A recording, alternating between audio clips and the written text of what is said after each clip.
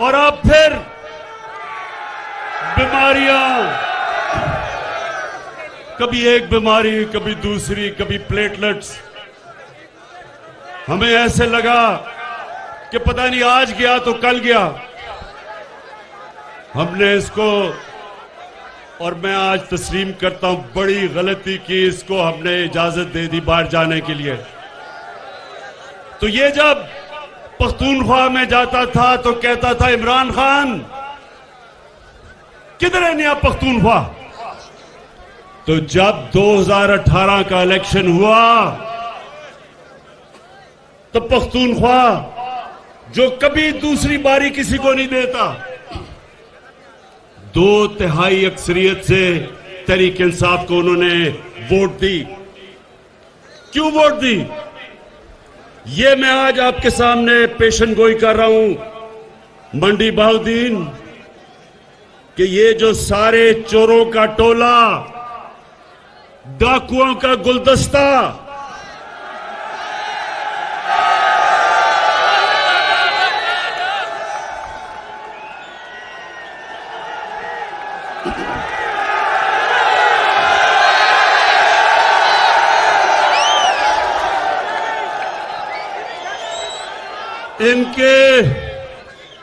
इन डाकुओं के गुलदस्ते में एक, मैं उसको मुलाना नहीं कहूंगा।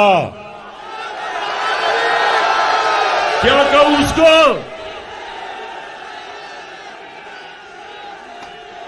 ये क्यों? ये डीजल क्यों सबको इकट्ठा करके हर 3 महीने के बाद कहता है गवर्नमेंट को गिरा दो? इसकी सबसे बड़ी वजह कि 30 सालों के बाद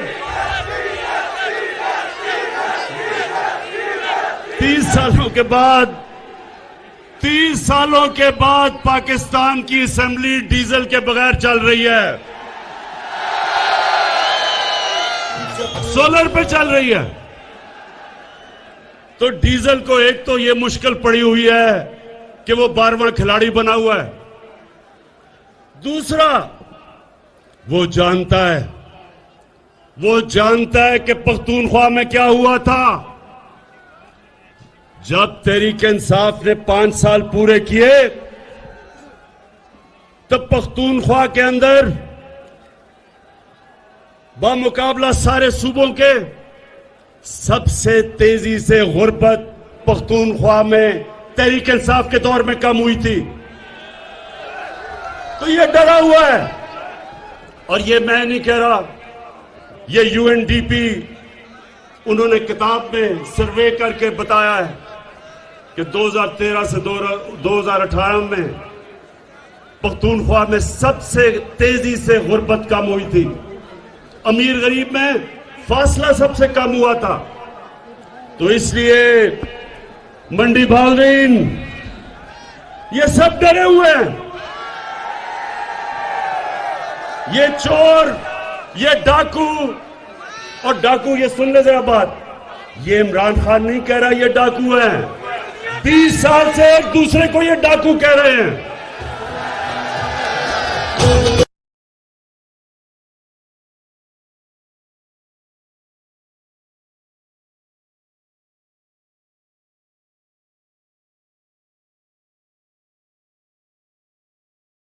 तो एक तरफ फजल रहमान इनको डरा रहा है कि जल्दी जल्दी किसी तरह इसको गिरा दो, नहीं तो 2023 का भी इलेक्शन गया।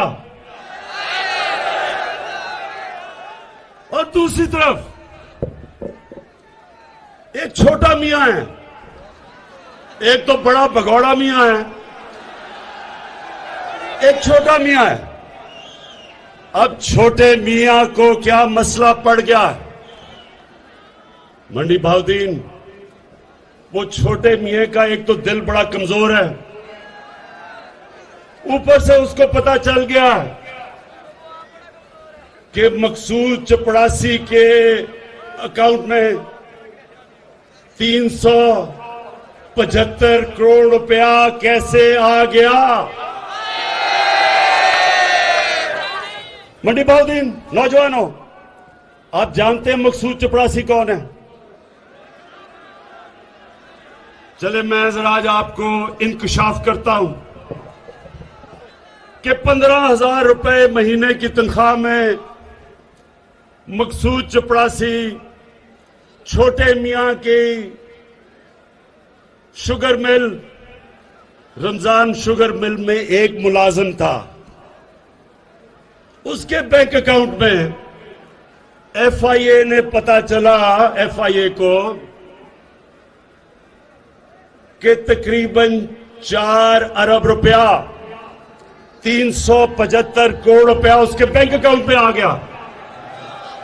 जैसे ही एफआईए को पता चला तो मंडी बहुद्दीन के नौजवानों, पता क्या हुआ? पहले तो छोटे मियां ने अपने बेटे को लंदन भिजवाया। वो जल्दी जल्दी फरार हुआ रात को। वो इनका स्पेशलिस्ट था, पैसे इकट्ठे करने वाला, सलमान शहबाज, वो आज लंदन भाग गया। फिर मकसूद चपरासी को जल्दी से बाहर भिजवाया। जब नून लीग का दौर था तो अपने दामाद को छोटे मियां ने बाहर भिजवा दिया। हमारे दौर में नहीं, अपने नून लीग के दौर में बाहर भिजवाया। जब पता चला कि उसको सरकारी गवर्नमेंट के ऑफिस से किराया मिल रहा था, गवर्नमेंट के अदारे से, जबकि बिल्डिंग ही नहीं बनी थी, उसको बाहर भिजवाया। उससे पहले भगौड़े मियां का 2 बेटे नून लीग के दौर में बाहर भिजवा दिए। और आए सागदार को, मुंशी को कौन भूलेगा? उसको ये खाकान अब्बासी जब प्राइम मिनिस्टर था, अवाम के टैक्स के खर्चे पे अपने जहाज में इसने उसको बाहर भिजवाया। अब नौजवानों, मुझे ये बताओ कि अगर आपने चोरी नहीं की तो आपको डर किस चीज का है? पाकिस्तान की, हाँ, इमरान खान से डर है।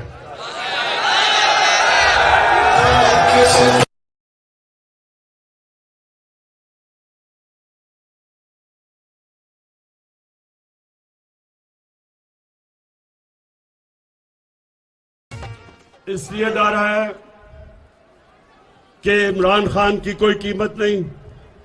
जनरल मुशर्रफ की तरह उसने आपको एनआरओ नहीं देना। केसेस आपके पुराने हैं, एनआरओ मेरे से मांग रहे हो, जिस तरह जनरल मुशर्रफ से लिया था हुदैबा पेपर मिल का। कोई डाकुओं को एनआरओ नहीं मिलेगा जब तक आप इस मुल्क का पैसा वापस नहीं करेंगे।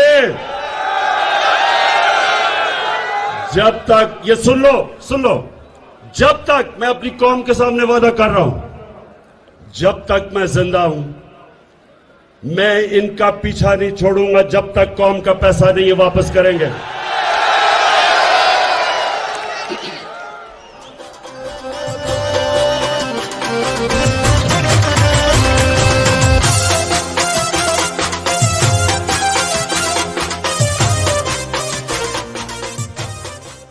तो मंडी बहुद्दीन, सबसे पहले तो मैं इनसे पूछता हूं कि आज पाकिस्तान की अदालतें आजाद हैं। ये नहीं कि शहबाज शरीफ टेलीफोन करता है कि जस्टिस कयूम 3 साल नहीं 5 साल की सजा दो, ये अब नहीं होता। सुप्रीम कोर्ट के ऊपर डंडे से चीफ जस्टिस के ऊपर अब हमला नहीं कोई करता। हम अदालतों की इज्जत करते हैं। उसको पहले जस्टिस सजाद अली को डंडों से अदालतों से भगाया क्योंकि वो करप्शन का केस सुन रहा था, और फिर ब्रीफ केस चले, कोयटा के बेंच को खरीदा गया, और अब मरियम साहिबा कहती है मेरे पास टेपें हैं। इमरान जितना दूजियां जमाता फिर बड़ा पिटना जितना वही इमरान खान जितना दूजियां जमाता फिर बड़ा पिटना जित जावे साडी तहरीक अज मेरा जी करदा ए इमरान खान दे जलसे च अज मेरा नचने। कभी नौजवानों कभी आपने सुना है, कभी आपने सुना है कि सियासतदान टेपे रखते हैं और टेपों से ब्लैकमेल करते हैं जजों को? पहले वो अरशद मलिक जज था, उसके ऊपर जी हम टेप हमारे पास है। फिर पुराने चीफ जस्टिस के ऊपर एक टेप बनाई गई, एक फेक टेप बनाई गई अपने केस से बचने के लिए। ये पॉलिटिशियन नहीं करते, ये माफिया करता है। और इस माफिया का मेरी कौम ने मुकाबला करना है। आपने मेरे साथ मिलना है, मेरे पे छोड़े। मैंने इनका आपको बता दिया, जब तक जिंदा हूं इन चोरों का मैं मुकाबला करूंगा। अच्छा जी, अब ये जल्दी क्या है? अदमे इत्तेमाद वोट के लिए डीजल का तो हमें पता चल गया, जल्दी क्या है? शहबाज शरीफ को मकसूद चपड़ासी की मुश्किल पड़ गई है। उसे पता है कि जब भी ये केस सुना गया तो इससे तो वह बच सकता नहीं है। अगर हर जगह जी मैं बेकसूर हूं, अगर धेले की भी करप्शन साबित हो जाए तो मैं ये कर दूंगा, नाम बदल दूंगा।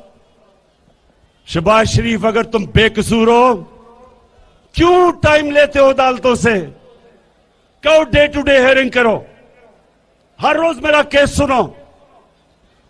जब मेरे ऊपर आपने सुप्रीम कोर्ट में केस किया था, क्या मैं बाहर भाग गया था? मैंने वहां खड़े होकर सुप्रीम कोर्ट में साबित किया कि मैं सादिक और अमीन हूं। एक एक जो दस्तावेजात सुप्रीम कोर्ट ने मेरे से मांगे मैंने दिए।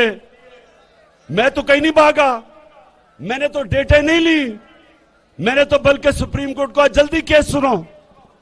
तो शहबाज शरीफ क्यों भाग रहे हो? आजाद अदालतें हैं। वो बेटे क्यों बाहर भगवाया हुआ है? वो भगौड़े मियां के दो बेटे क्यों बाहर भागे हुए हैं? और मरियम बीबी, आप भी ये सिर्फ बता दें कि 80 करोड़ रुपया आपका चौधरी शुगर मिल में आपके पास जिस आदमी से, वो दुबई के आदमी से कहा भेजा, उसने कहा मैंने कोई पैसा नहीं भेजा। इसका मतलब कि वो भी डरी हुई हैं केस से, वो भी डरा रही हैं जजेस को। तो अदमे एतमाद ये इसलिए चाहते हैं कि जल्दी जल्दी ये हुकूमत जाए और हम फिर से किसी तरह बचे जिस तरह मुशर्रफ के दौर में बचे थे।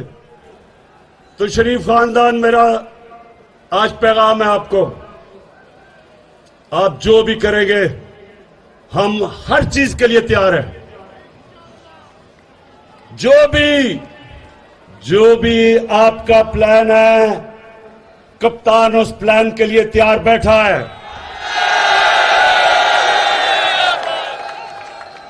और इंशाअल्लाह आपको फिर शिकस्त होगी, लेकिन शिकस्त नहीं होगी, आप जेलों में जाएंगे। ये कहते हैं कि बहुत महंगाई हो गई। महंगाई हुई है। मेरे पाकिस्तानियों, इस पे कोई शक नहीं कि महंगाई है। सारा वक्त मैं ये सोचता हूं कि किस तरह मैं अपनी कौम के ऊपर से बोझ उठा सकूं, और मैं अपने उन लोगों को जो हमारे सहाफी बरादरी के लोग हैं, मैं एक सिर्फ आपसे दरख्वास्त करता हूं कि जब आप बताते हैं महंगाई है, तो ये भी बताएं कि ये महंगाई क्यों है। महंगाई की वजह कोरोना के बाद जो सारी दुनिया में सप्लाई सप्लाई लाइंस यानी कि जो चीजें पहुंच रही थी कोरोना की वजह से बंद हो गई और उसकी वजह से चीजों की कमी हुई, चीजें महंगी हो गई। आज पेट्रोल चंद में 8-9 महीने पहले $40 का जो पेट्रोल था वो आज $90 पे पहुंच गया। इसका हम क्या करें? पेट्रोल हमें बाहर से मंगवाना पड़ता है। हमने सारे अपने ड्यूटीज और टैक्सेस कम कर दिए ताकि लोगों पे बोझ ना पड़े। हर महीना हुकूमत को टैक्स कम करने का, ड्यूटीज कम करने का 70 अरब रुपए का नुकसान होता है, लेकिन हम क्योंकि लोगों पे बोझ ना पड़े हमने उसको कम कर दिया है। हम नुकसान ले रहे हैं और इंशाल्लाह अभी और भी आपको चीजें बताएंगे कि कैसे आपके ऊपर बोझ कम कर सकते हैं। दूसरा, जरा ये सुने, पाकिस्तान में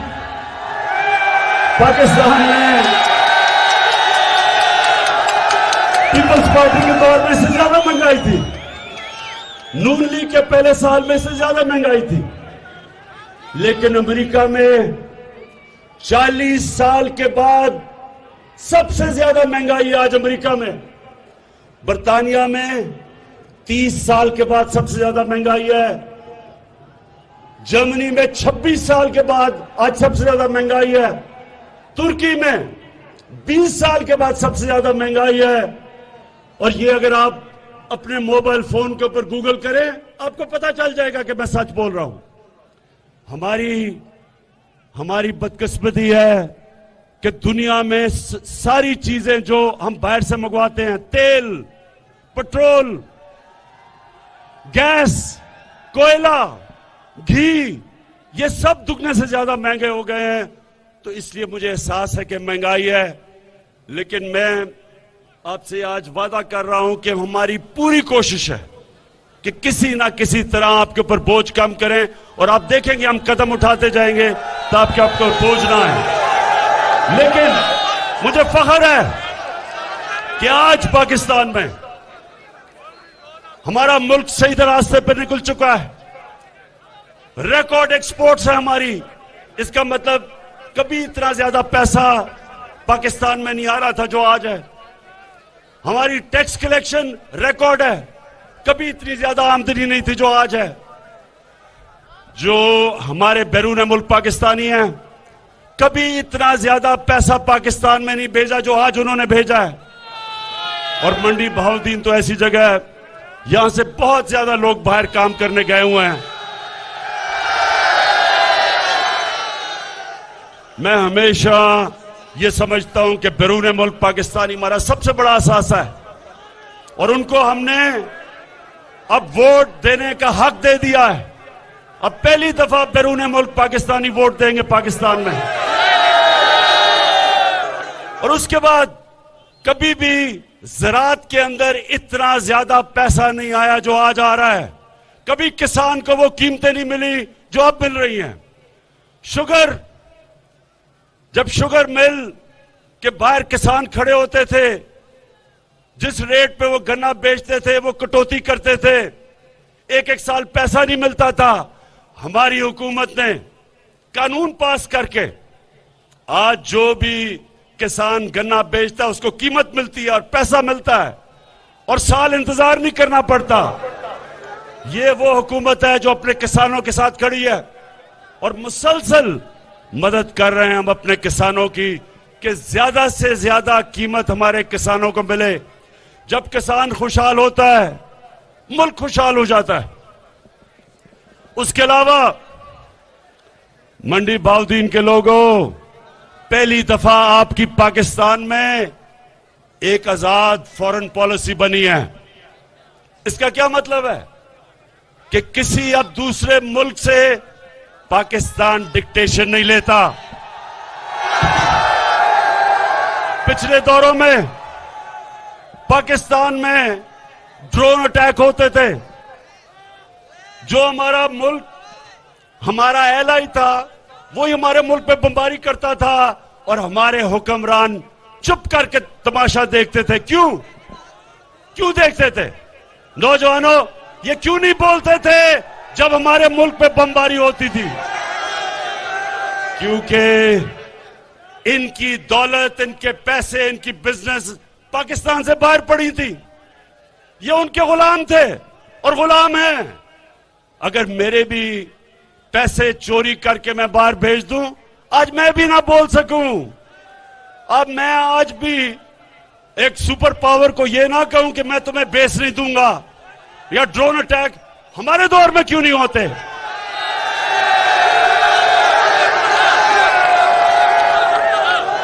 और कि ये हमारे मुल्क में इंशाअल्लाह जो हम अपने नौजवानों के लिए आईटी के अंदर, इंफॉर्मेशन टेक्नोलॉजी में जो इनकलाब लेके आ रहे हैं, क्योंकि हमारी नौजवान आबादी है।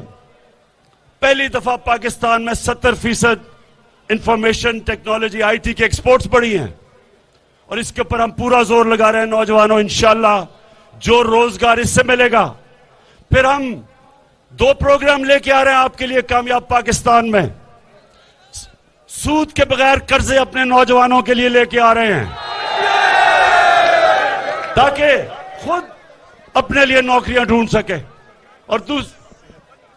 और सबसे बड़ी बात, मंडी बहाउद्दीन के लोगों, ये कभी पाकिस्तान की तारीख में नहीं हुआ कि पहली दफा पाकिस्तान में हर 10 लाख रुपए की हेल्थ इंश्योरेंस लेके आ रहे हैं। एक गरीब घर में जब एक बीमारी आती है, पैसा होता नहीं लोगों खानदान के पास, कर्जे ले लेते हैं इलाज करवाने के लिए। लोग गुर्बत की लकीर के नीचे चले जाते हैं जब कोई बुरी बीमारी एक गरीब घराने में होती है। लेकिन आपके लिए अब 10 लाख रुपए का हेल्थ कार्ड है। किसी भी अस्पताल में जाके, गवर्नमेंट हॉस्पिटल नहीं, अच्छे से अस्पताल में जाके अपना इलाज करवा सकते हैं 10 लाख रुपए तक। ये पहले क्यों नहीं हुआ? नौजवानों, ये पहले क्यों नहीं हुआ? क्योंकि जब ये 2 बड़े खानदानों को खांसी भी होती थी, ये लंदन चले जाते थे, चेकअप के लिए लंदन चले जाते थे। इनको क्या पता कि यहां लोगों की किन किस्म की मुश्किलों का ही अवाम सामना करता था। तो इंशाअल्लाह ये शुरुआत है। हमने पाकिस्तान को एक फलाई रियासत बनाना है, जिसके लिए यह मुल्क बना था, इस्लामी फलाई रियासत। और उसके सफर में सबसे बड़ा कदम जो हमने उठाया है वो है हेल्थ इंश्योरेंस, सेहत कार्ड का। तो इसका आहिस्ता आहिस्ता आपको पता चलेगा कि अमीर तरीन मुल्कों में भी हर खानदान के पास हेल्थ इंश्योरेंस नहीं, जो इंशाअल्लाह ये मार्च तक सारे पंजाब के अंदर आ जाएगी।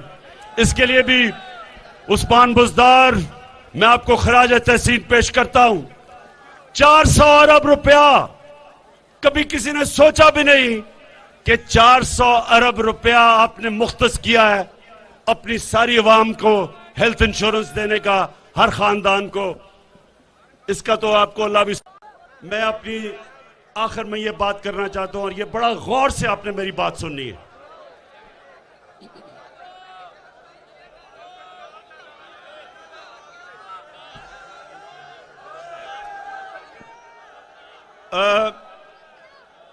कुरान की आयत, मेरे नौजवानों, कुरान की आयत है, अमर बिल मारूफ व नही अनिल मुनकर। इसका क्या मतलब है? जब मदीना की रियासत बनी तो याद रखें वो 2 असूलों के ऊपर खड़ी हुई।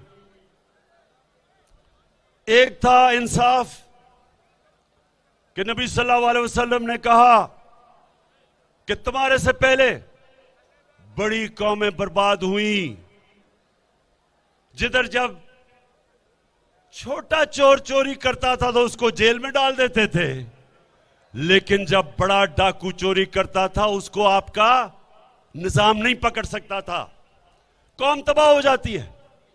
तो एक वो उसूल था, इंसाफ के ऊपर एक कौम खड़ी हुई। मदीना की रियासत, उसकी बुनियाद इंसाफ पर रखी गई। और दूसरा, अमर बिल मारूफ।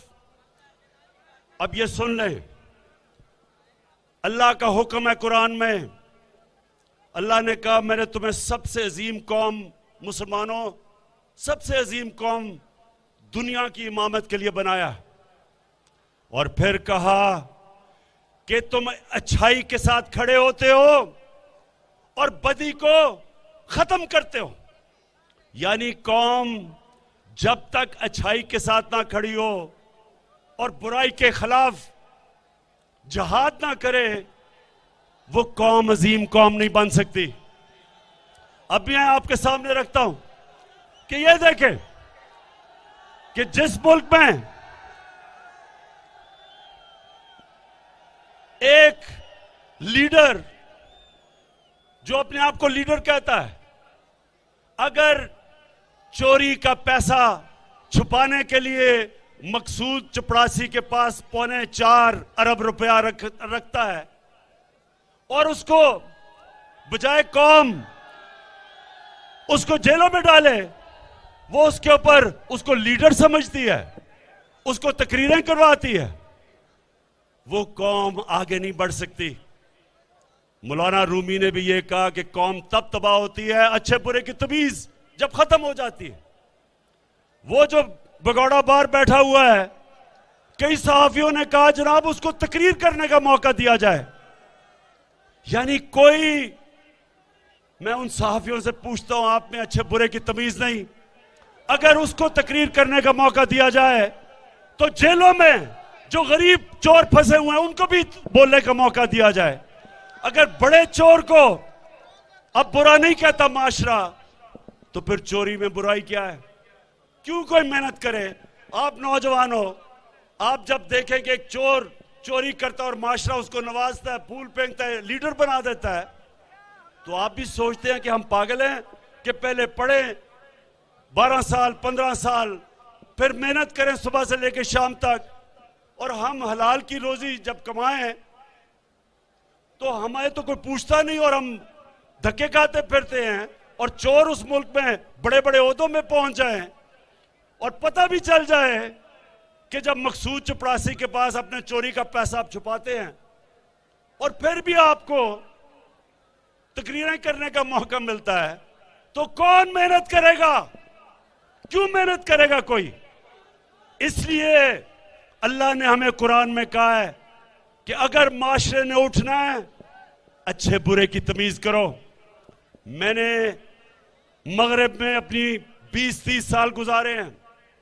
आप अगर उधर चले जाएं, आपको हैरत होगी कि वो माशरे हैं जो अल्लाह के पैगाम पे हमारे से बेहतर चल रहे हैं। याद रखें, अल्लाह रब्बुल आलमीन है, सब इंसानों का खुदा है। हमारे नबी सल्लल्लाहु अलैहि वसल्लम रहमतुल आलमीन है, सब इंसानों के लिए रहमत बन के आए थे। मतलब ये कि जो भी उनके पैगाम पे चलेगा, अल्लाह की नेमतें उनके ऊपर आएंगी, चाहे वो मुसलमान है या नहीं है। जो उनके हुक्म पे चलेगा वो माशरा खुशहाल होगा। और जो माशरा, बेशक हम अपने आप को मुसलमान कहें, उनके अहकामात पे जब हम नहीं चलेंगे तो उस माशरे के ऊपर अल्लाह की बरकतें नहीं आएंगी। इसलिए कोई मेरी इन चोरों के साथ जाती दुश्मनी नहीं है, लेकिन मैं अपने मुल्क को एक अजीम मुल्क बन के देखना चाहता हूं, इसलिए मैं इनका मुकाबला कर रहा हूं। मैं फिर से मंडी बहाउद्दीन आपका दिल से शुक्रिया अदा करता हूं। मैं अपने MNAs, MPs सबका शुक्रिया अदा करता हूं, और इस शानदार जलसे का मैं इसलिए आपका शुक्रिया अदा करता हूं कि आपने हमेशा, मैं पहले भी आया था इलेक्शन से पहले, हमेशा आप मेरी हौसला अफजाई करते हैं। आपका बहुत बहुत शुक्रिया। पाकिस्तान जिंदाबाद।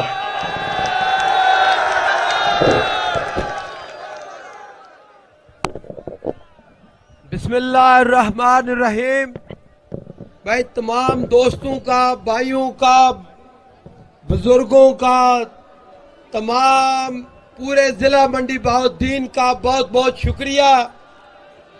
आपने ये जो तारीखी जलसा और जो कामयाब तरीन जलसा का इन्नकाद किया है, पूरे मंडी बहाउद्दीन आप सब मुबारकबाद के मुस्तहिक हैं। और इसीलिए प्राइम मिनिस्टर ने मुझे कहा है खुसूसी तौर पे कि शुक्रिया अदा करें तमाम जो लोग जलसे में आए हैं, जिन्होंने काम किया है, जिन्होंने इस जलसे को कामयाब बनाने के लिए रात दिन मेहनत की है। मैं तमाम का तहे दिल से हर फर्द का शुक्रिया अदा करता हूं। बहुत बहुत मेहरबानी, बहुत शुक्रिया। हाँ जी।